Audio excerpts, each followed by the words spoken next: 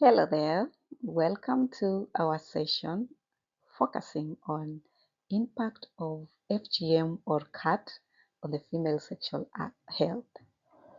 And in this case, we are going to now go and check on the various aspects of female sexual health that get affected or undergo negative impact when it comes to female genital mutilation. And this is why we are calling this session the female sexual dysfunction. My name is Winnie Barawa, and if you're new into this channel focuses on lectures, lessons, and expert interviews pertaining to healthcare.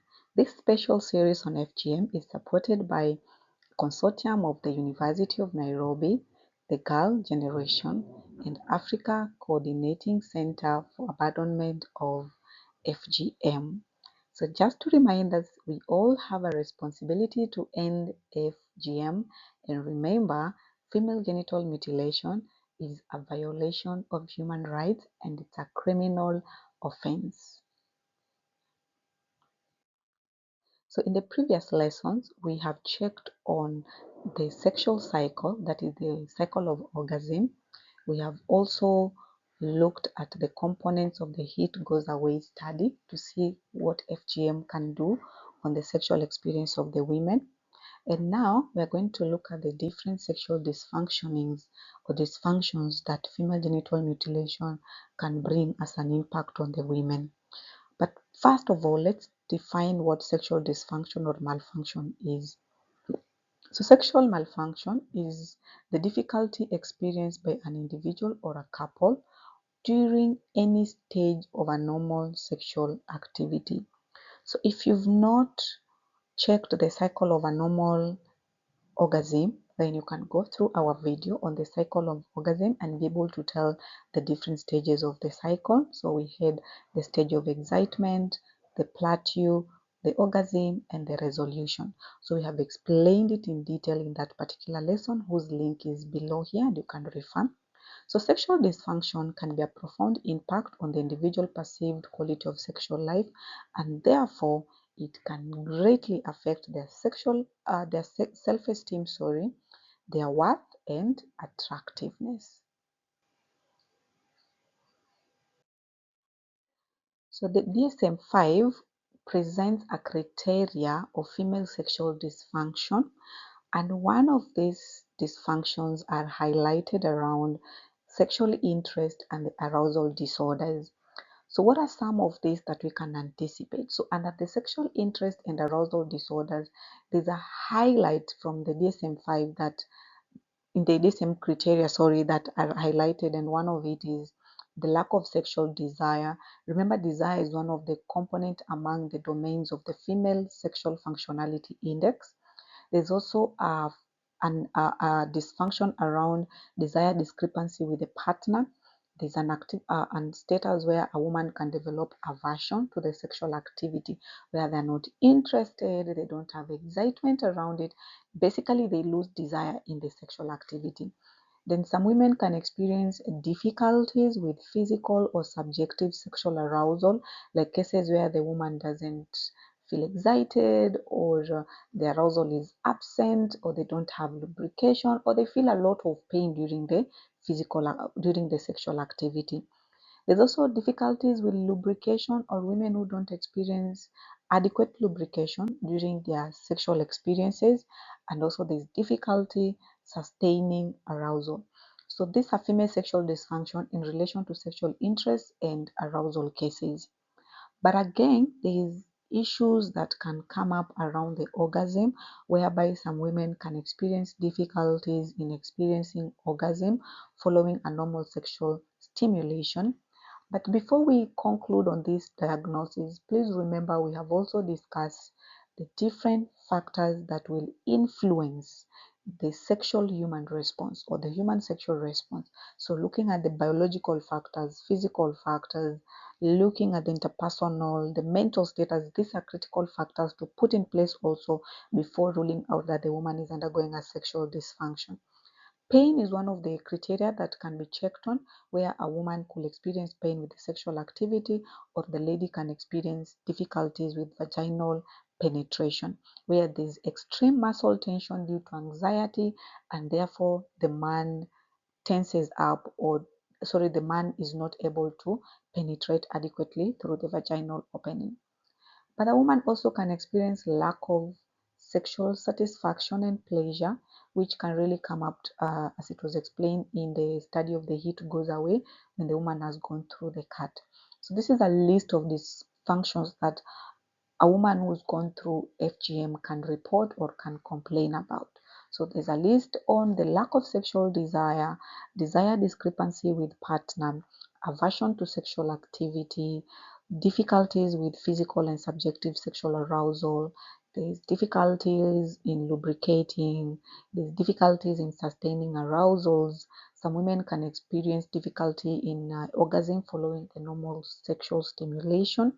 There's also pain with sexual activity or difficulty with vaginal penetration. But also, there are women who will just generally have lack of sexual satisfaction and pleasure. So these are the recognized DSM-5 criteria when it comes to the female sexual dysfunction, but we need to also go deep and understand that some of the dysfunctions could be presentable through the issues of uh, pathology. Let's say a woman maybe has medical conditions like cancer or cervical cancer. Some women could be experiencing medical condition like vaginismus. So in the next slide, I would like us to discuss more issues that can come up when it comes to the experience of or the human sexual responses among women, more so now looking at it in the FGM angle. So how does the female sexual dysfunction come up in relation to FGM?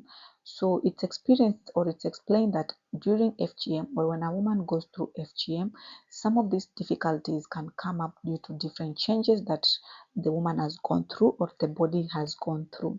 For example, in the case of physical genital changes, a woman can develop keloids as a complication when it comes to the wound healing. The woman can have cysts, the opening can be reduced or tightened until it's pinhole.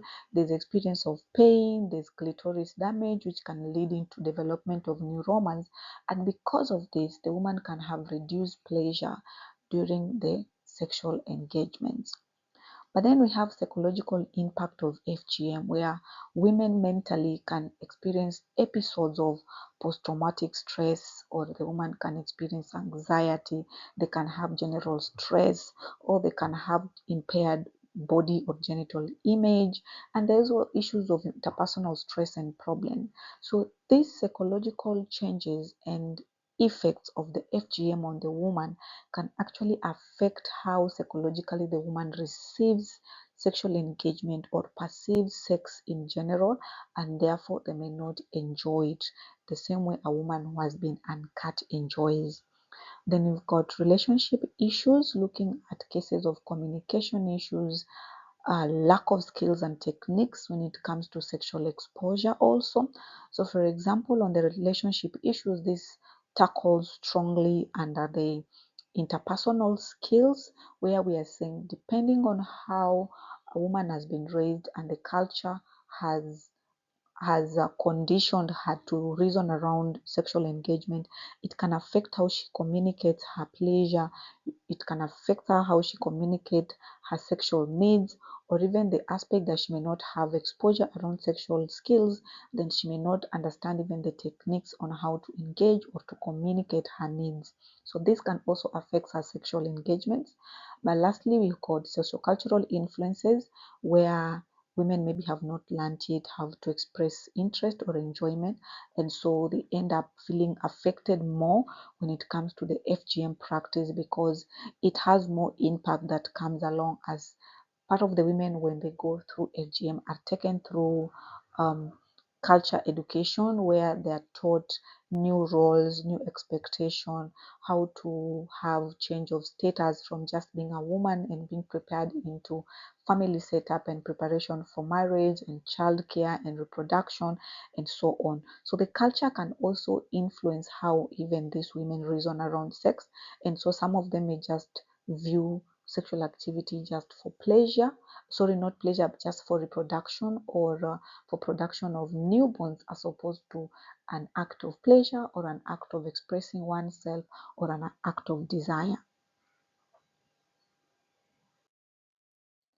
So thank you for staying with me all the way to the end. Please remember to like our work, leave a comment if you have any question, or if you have extra comments you like to give on our work. Share in your platforms with people who have like-mindedness, and also subscribe and click on the bell so that you can be notified when we post our next work. So thank you and bye bye.